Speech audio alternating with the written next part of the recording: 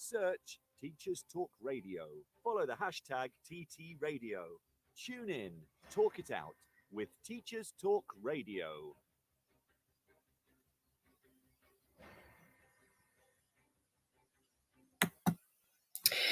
Good afternoon. It is quite literally 12 o'clock, so I'm really pleased for you to join me on your lunch break.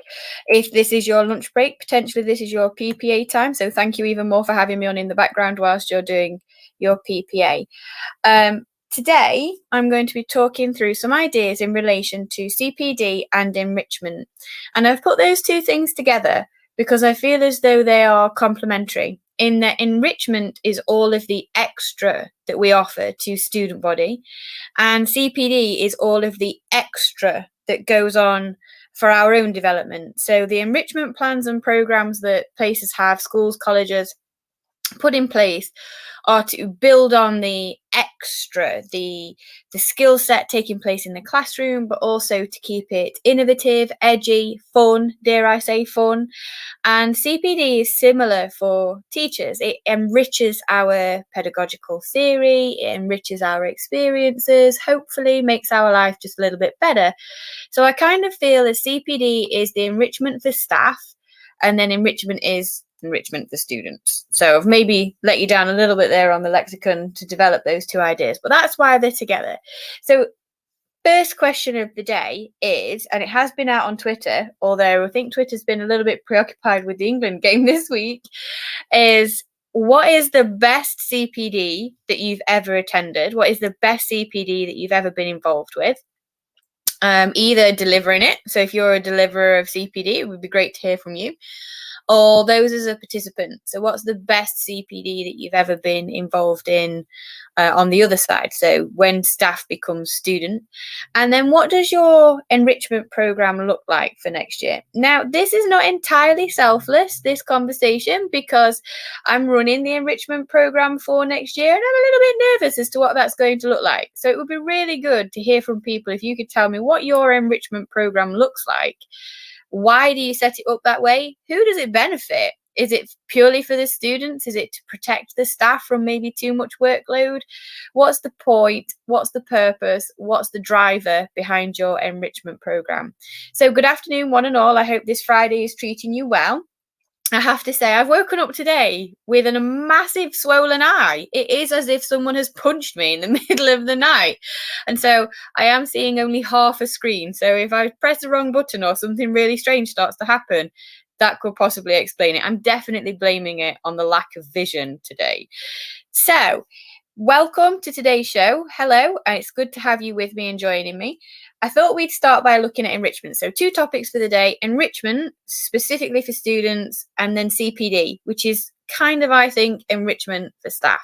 And if you are joining us, if you are listening along with me today, bear in mind that any talk in relationship, any sharing of pedagogy is CPD. And so you can absolutely claim this as a CPD hour if you need to get that over to HR. Just worth bearing in mind.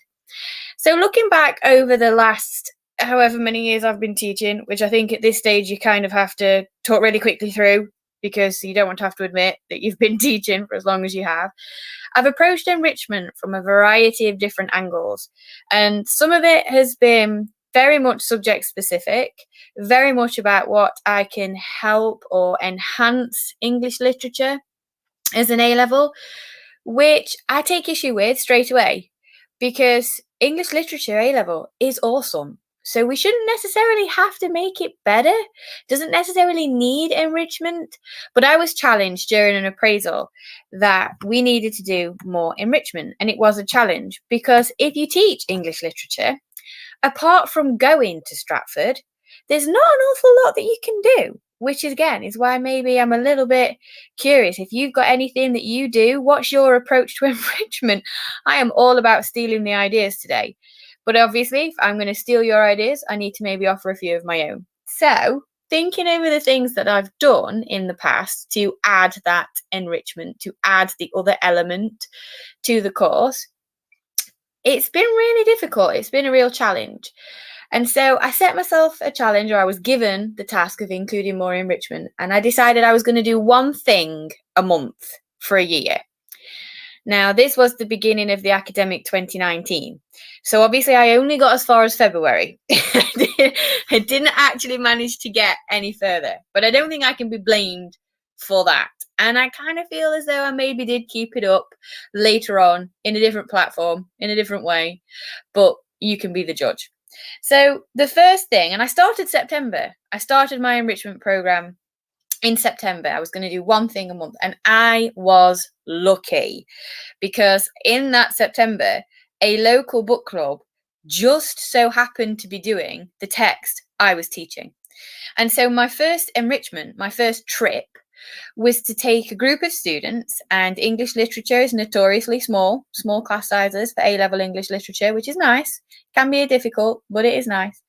And so I took them to a local book club. I contacted the book club. It's held in an independent bookshop. It's a great setting. And said, would it be okay if I turned up with a cohort of students, maximum of 7, because that's all the people carrier could carry, and that was all I could drive. But could I bring these 7 students to the book club? And they were like, yeah, sure, why not? Which was also pretty fortunate. And so I took the students out for fish and chips, obviously, have to. And we went to the book club, and we sat and we discussed with people of all ages, all different backgrounds, all different viewpoints, The Great Gatsby.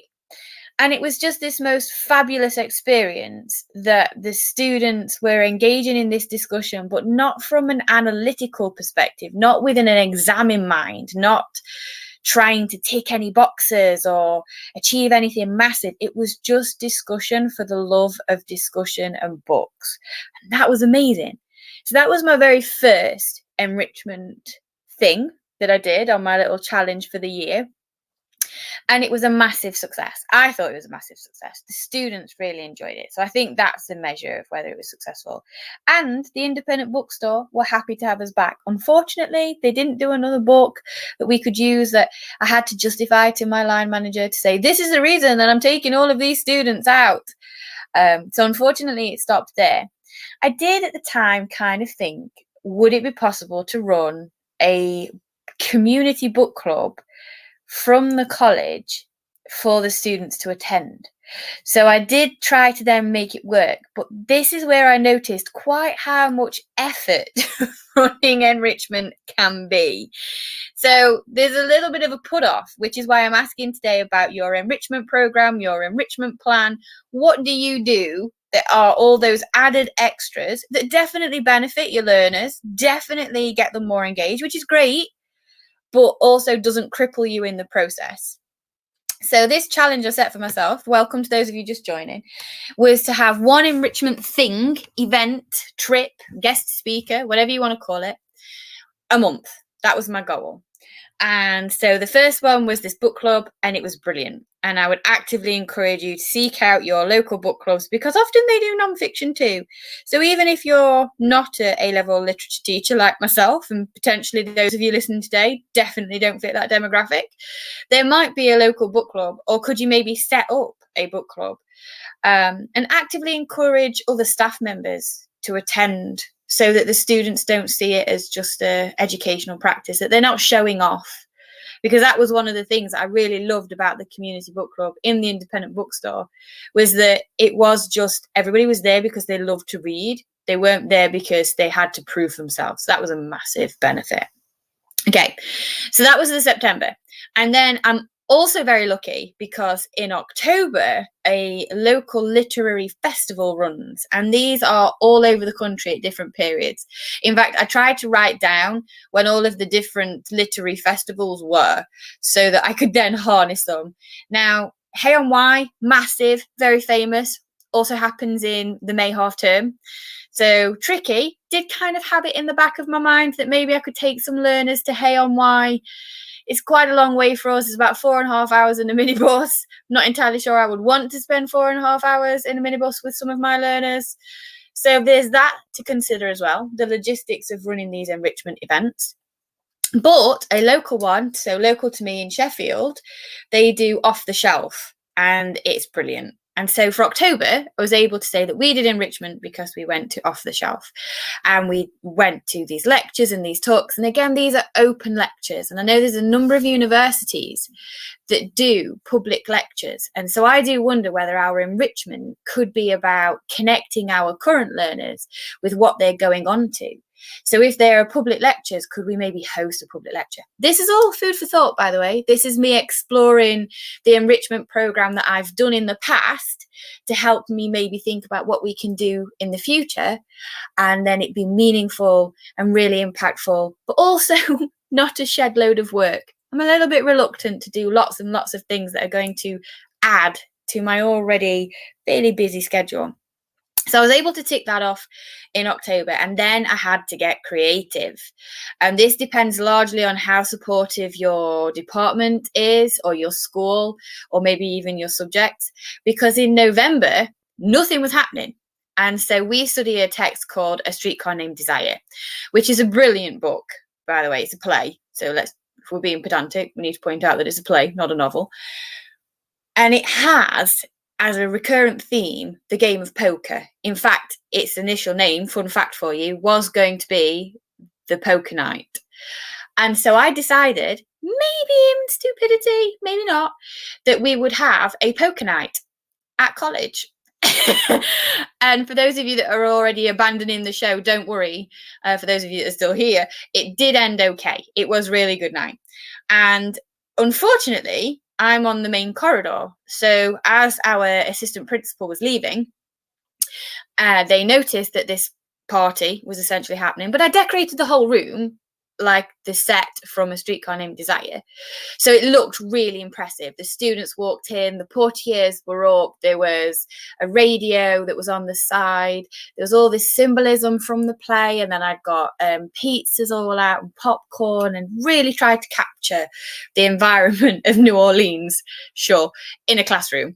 Not maybe as good as it could have been, but there's no way that our principal was ever going to suggest that we could go to New Orleans. So I brought New Orleans to one of my classrooms, and we played poker.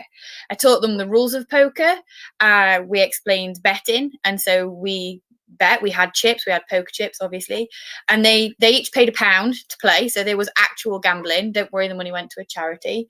But what was really interesting about that as an experience that enriched their experience, let's stick with our keywords, is the fact that they noticed very quickly how competitive they became and how almost aggressive they became as well, which is good because that's largely what happens in the play.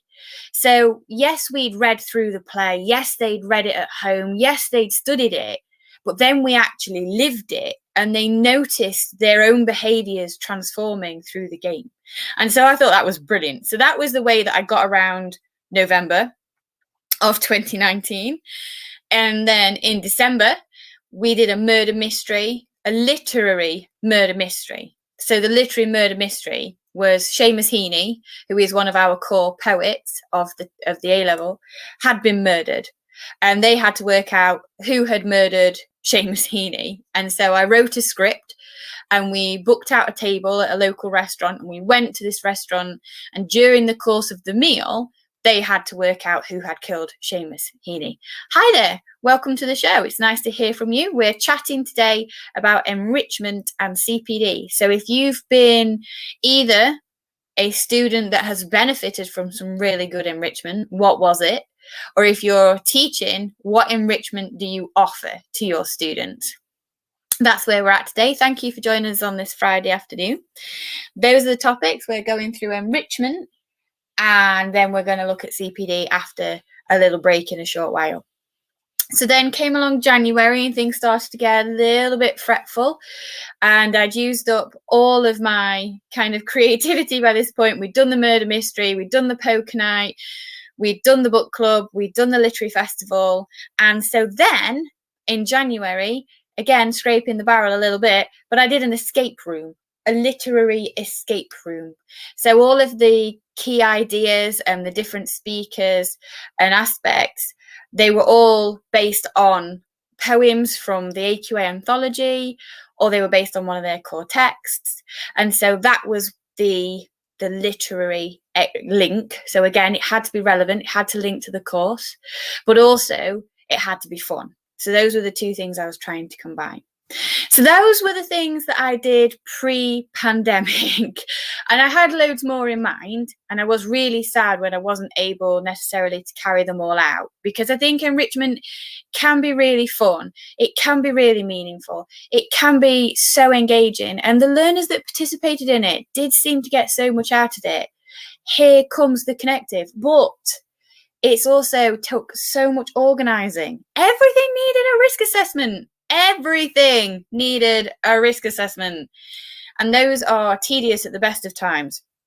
But this was worth it. But it was very specific. It was very much about A-level English literature. After the news, I'm going to be talking through what other things I've been a part of that, again, have been really good for the students, that they've really enjoyed during the pandemic. So how we kept enrichment going during the pandemic. And then I'm going to hopefully be talking to you a little bit about what we're hoping to do next year. And it would be great to hear from people. What is your enrichment program looking like for next year? What do you think we need to do? So the core subjects are running. That's great. What are we doing as teachers that are enriching the student experience? I hope you stick with me, but now let's listen to the news. This is Teachers Talk Radio, and this is Teachers Talk Radio News with Megan Goods.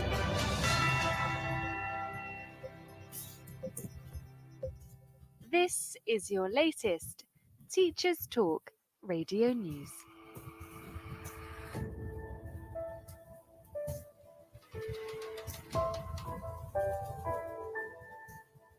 A group of almost 50 Conservative MPs has called for the Prime Minister to put an end to the COVID bubble system in schools. The motion follows the release of data showing 279,000 children in England are isolating because of possible contact with a COVID-19 case. Whilst Gavin Williamson has suggested the end to the bubble system will come with the start of the new academic year in September, the MPs want Boris Johnson to act on the 19th of July, when current restrictions are set to be eased. The letter from MPs stated that children need normality, security and certainty. If we are to have a hope of levelling up and building back better, we must restore children's school lives to normal so they can recover their health, well-being, education and their futures.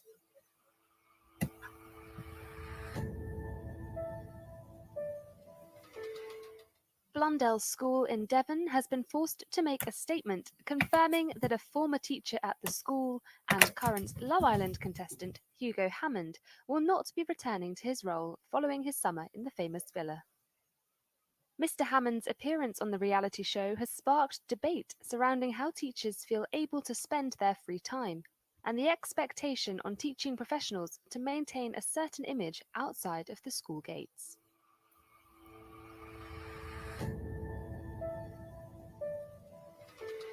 A viral TikTok video with over 6 million views has been showing UK students how to get a fake positive result on their lateral flow test. The user in the video experimented with lemon juice, kiwi fruit and hand sanitizer to break the test into revealing a false positive. Whilst it is not thought to be a widespread issue, the video has led to calls for testing to return to schools to ensure accuracy. That was your latest Teachers Talk Radio News.